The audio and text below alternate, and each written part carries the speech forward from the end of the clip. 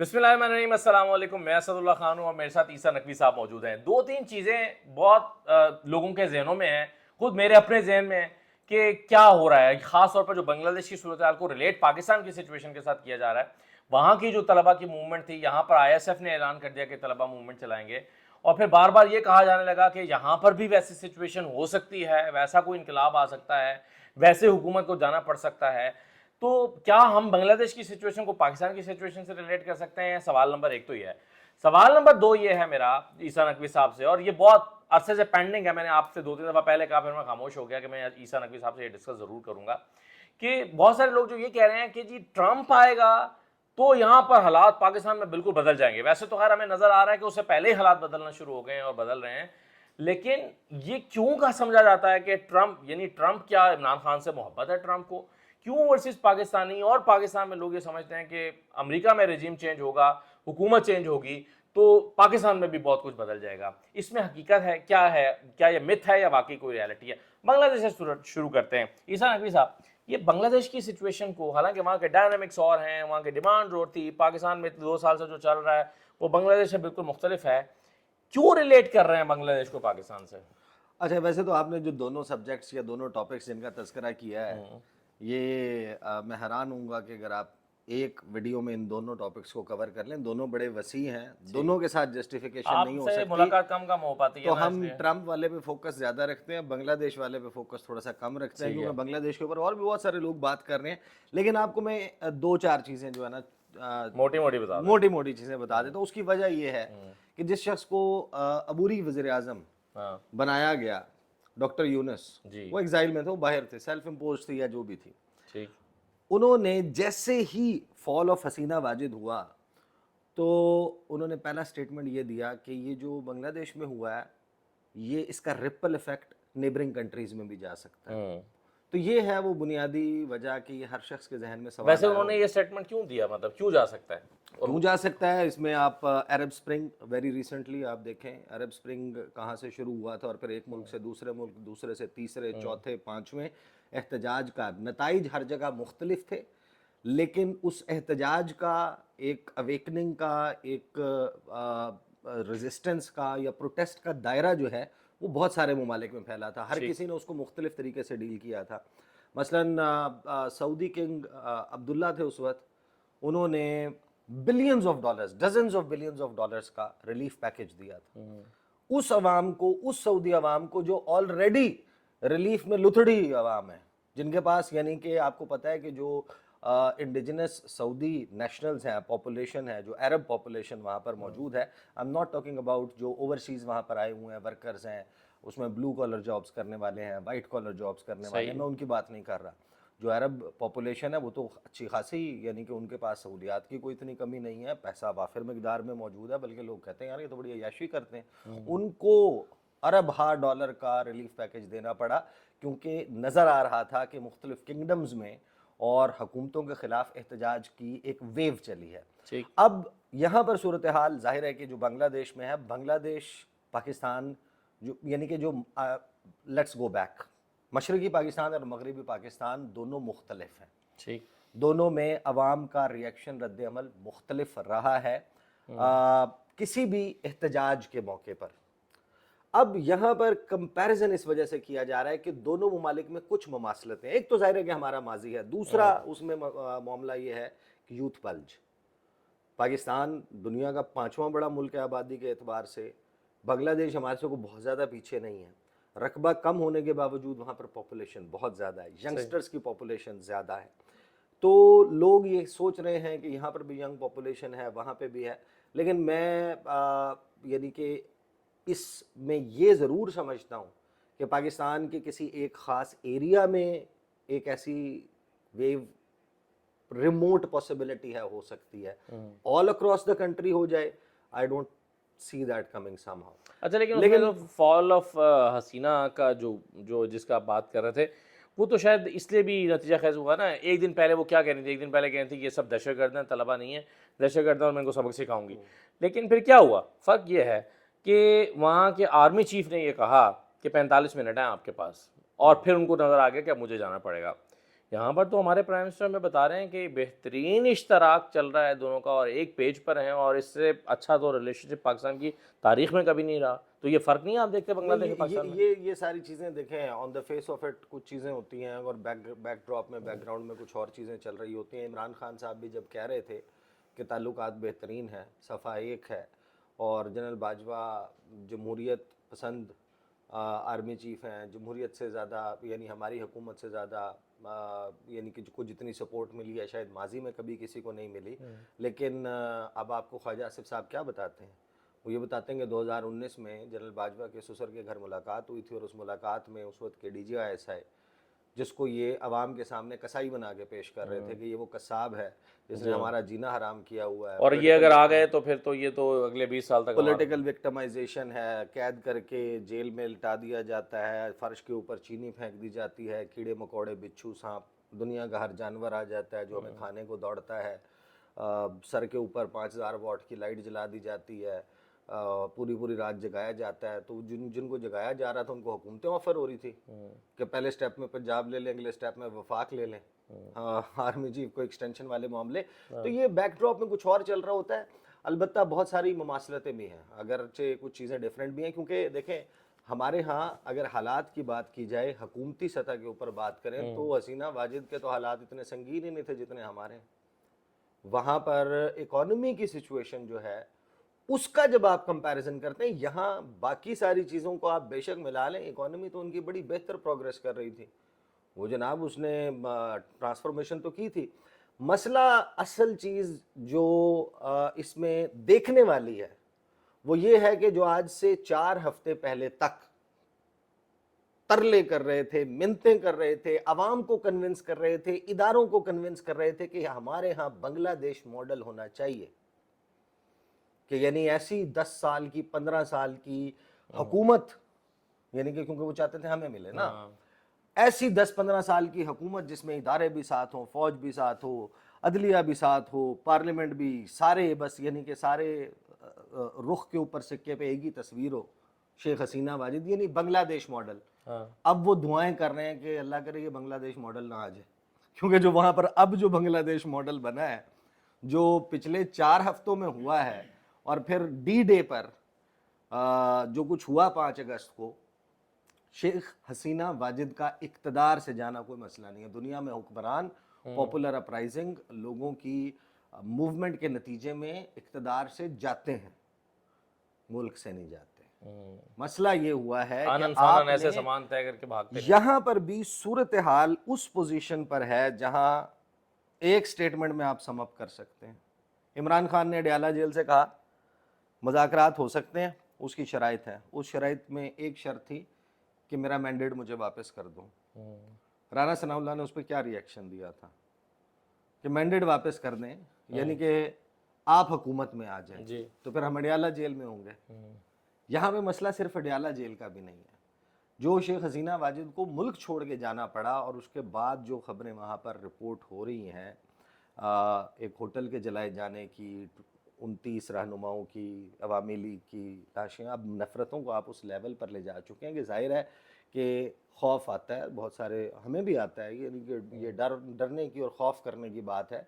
तो मामले को उससे पहले जहाँ बेहतरी की तरफ, सोल्यूशन की तरफ ले जाया जाए, वो ज़्यादा बेहतर है। ठीक है, चलें तो अब आ जाए ज़रा ट्रंप वाली सिचुएशन पे।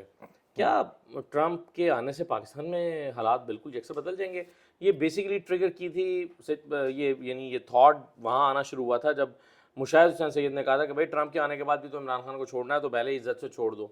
फिर PTI के लोग बहुत ज़्यादा एक्सपेक्ट कर रहे हैं कि जी ट्रंप जो है वो प्रो इमरान है तो वो आएगा, और ये क्या कहानी है? हाँ, वैसे तो मुशाहिद हुसैन सैयद साहब जाहिर है कि एक मशहूर आदमी है, वरना तो पहले से कह रहे थे। वहाँ से ये ट्रिगर हो गया था। बाइडन के आने पे भी हमने कुछ बातें की थी, तस्नीम असलम साहिबा के साथ एक वो किया था कि क्या होगा और क्या हो सकता है, वो फिर हमने होते हुए देखा, और मैंने उसके ऊपर उस वक्त भी बहुत सारे व्लॉग्स किए थे कि बाइडन की गवर्नमेंट के दौरान इमरान खान का चलना कितना मुश्किल होगा, बना दिया जाएगा और हो गया है। वो हमने पूरे फेजेस में कवर किया, और यहाँ पर भी कि ट्रंप के आने के बाद, लेकिन आप आर्गुमेंट देखें ना, अब बहुत सारे लोग हैं जो ये आर्गुमेंट दे रहे हैं कुछ भी नहीं होगा, क्या होगा, पाकिस्तान इररिलेवेंट है, पाकिस्तान की सियासत इररिलेवेंट है। असल में देखें पाकिस्तान को जरा साइड पे रख देते हैं, ट्रंप की पर्सनैलिटी को डिस्कस कर लेना, फिर ही आप अंदाजा लगा सकते हैं कि एक बंदा क्या मुमकिन तौर पे कर सकता है।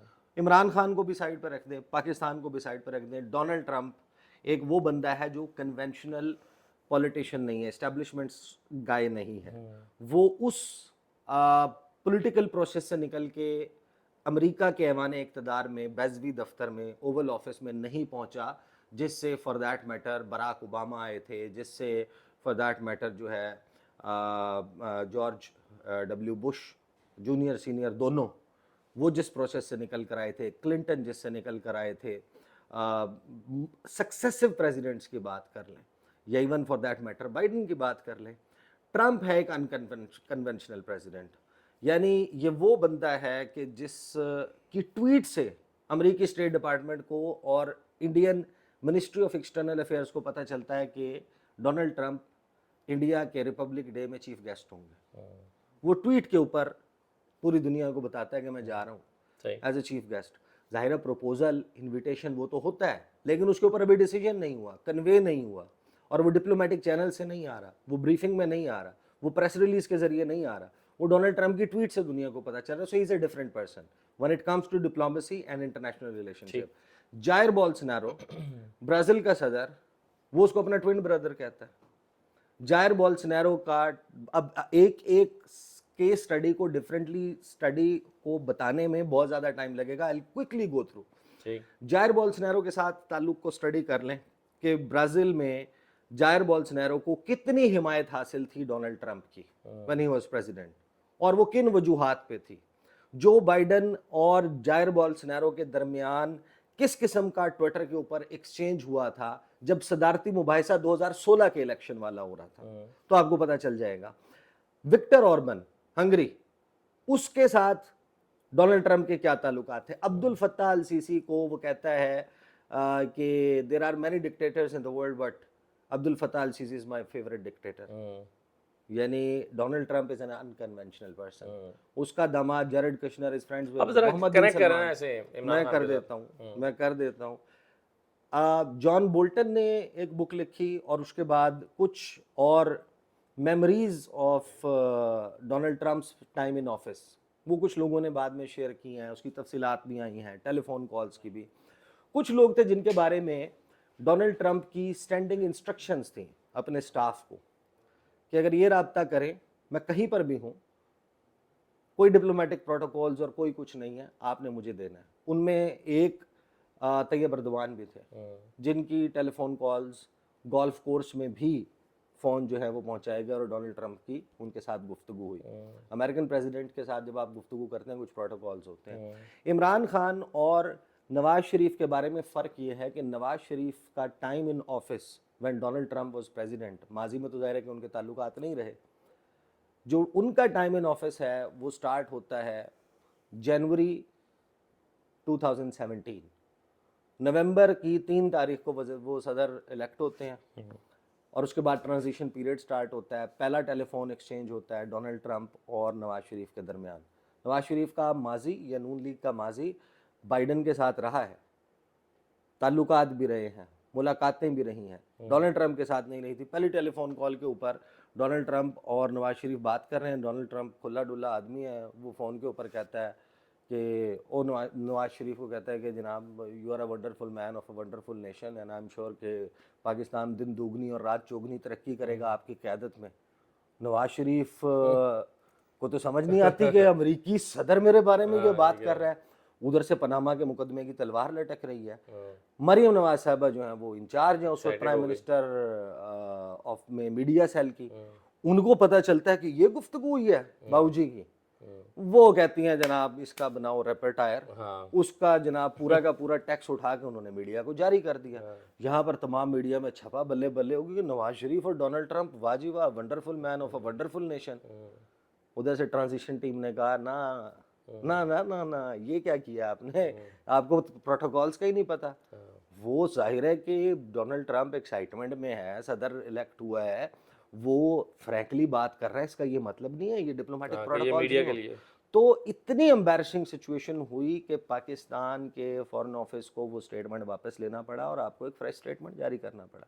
لیکن نواز شریف کا ٹائم ان آفس رہا ہی نہیں, نواز شریف ڈسکوالیفائی ہو گئے, اور کیونکہ تمام وقت پھر ایڈمنسٹریشن کے درمیان کو رابطہ نہیں رہا. عمران خان کا جو انٹریکشن ہوا سٹارٹ میں وہ بھی درست نہیں تھا, وہ بھی اچھا نہیں تھا, ایک ٹویٹ ہوئی وہاں سے, لیکن ہاں وہ پوری رات جو ہے وہ نیو ایئر ایو کی جو پارٹی ہے اس میں ڈونلڈ ٹرمپ رہے, ان کے بارے میں مشہور ہے شراب وہ پیتے نہیں ہیں, صبح صبح وہ اٹھ جاتے ہیں, وہی شہباز شریف کی طرح نا, وہ صبح صبح اٹھے اور انہوں نے ٹویٹ کر دیا پاکستان کے خلاف.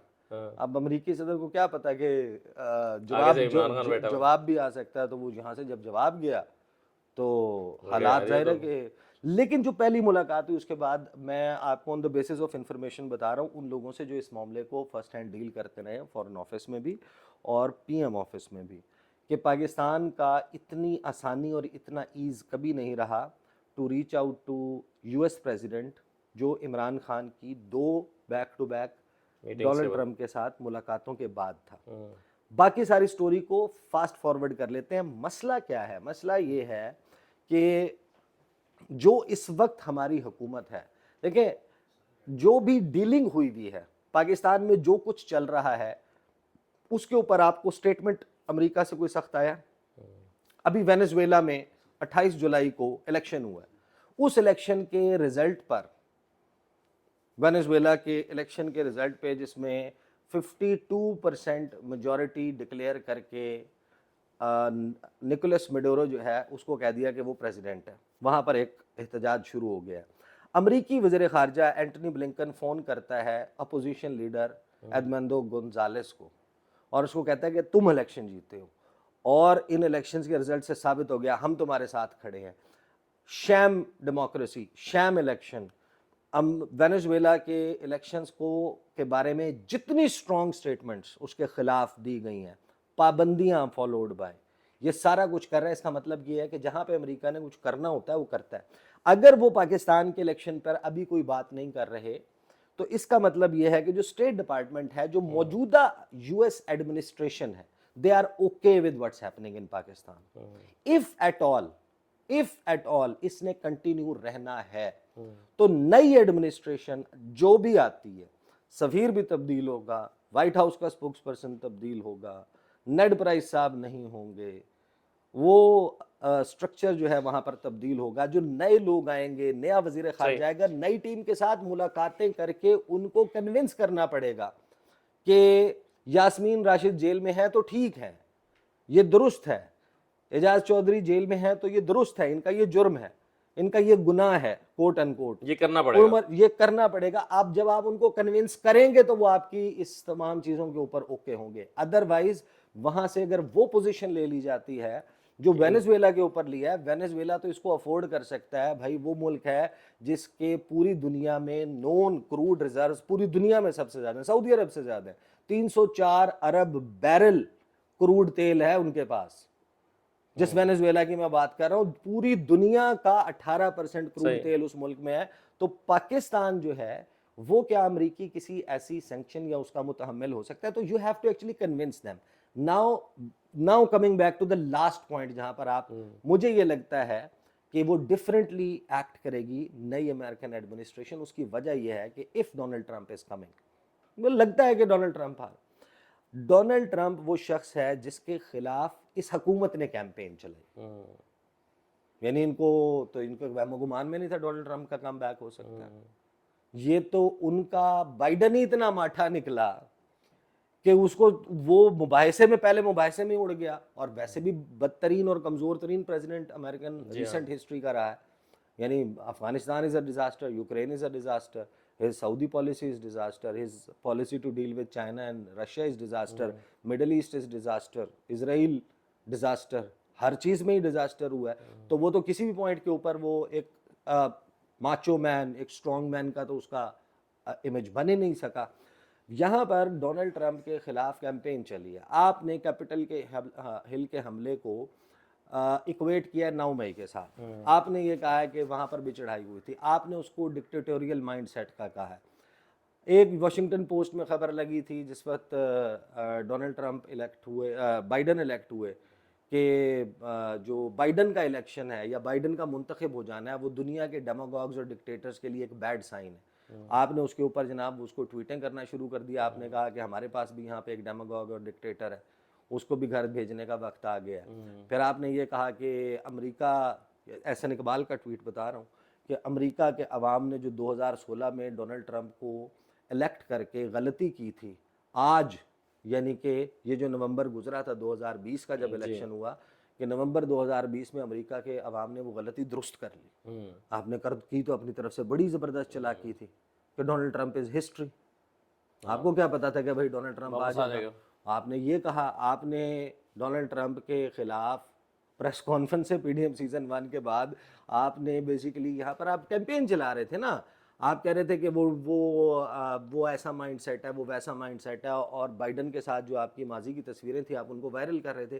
اب مسئلہ یہ ہے کہ ڈونلڈ ٹرمپ کلیئر پوزیشن لے لی آپ نے. اب مجھے یہ لگتا ہے کہ ڈونلڈ ٹرمپ کیونکہ بہت زیادہ سوشل میڈیا خود ایکٹیو رہتا ہے, وہ استعمال بھی کرتا ہے, تو جو لوگ اس کو, وہ خود آپریٹ کرتا ہے نا اپنا ٹویٹر اکاؤنٹ.